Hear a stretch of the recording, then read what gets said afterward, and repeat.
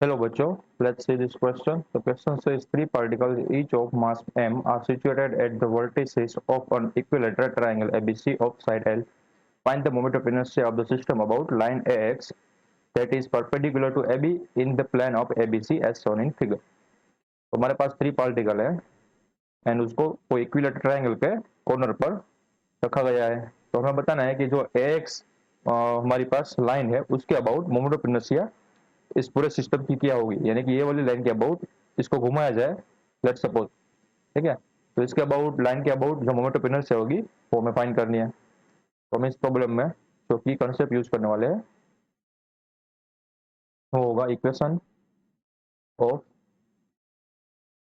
Moment of inertia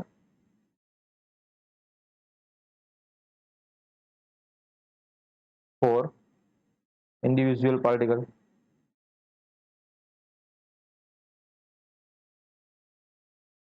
ठीक है, क्योंकि गिवन होता है I is equal to summation of M I R I square. ठीक है, यहाँ पर आर है वो है perpendicular distance from that axis, right.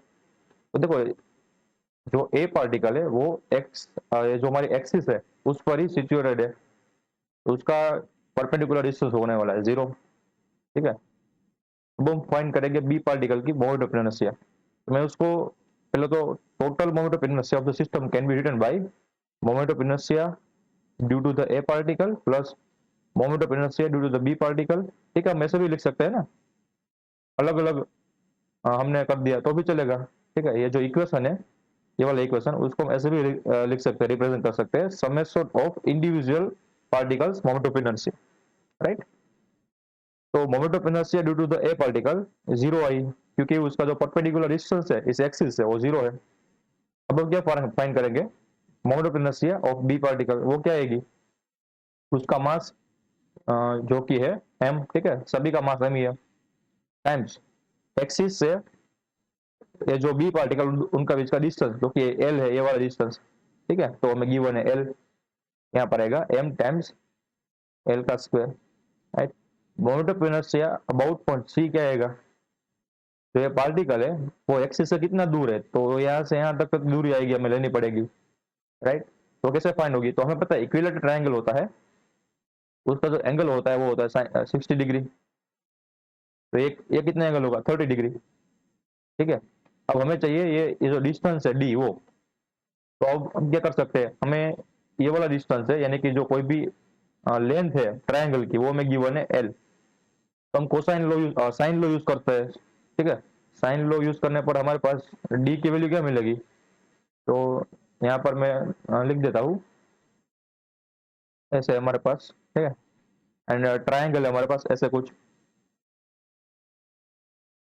Right. ये वाला एंगल है हमारे पास 30 डिग्री, ये लेंथ है एल यानी हमें फाइंड करना है डी। तो D can be written by L sine 30, यानी कि डी हमारे पास इवेंचुअली है L by 2।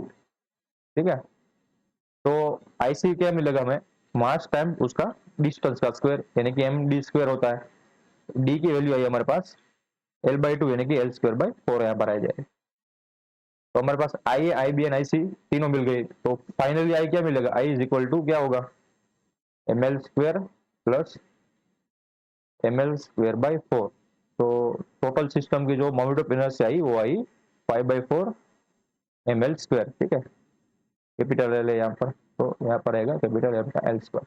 So the final answer of the question is the amount of inertia of the system about the AX axis is 5/4 ml square. I hope you understood it well. Best of luck.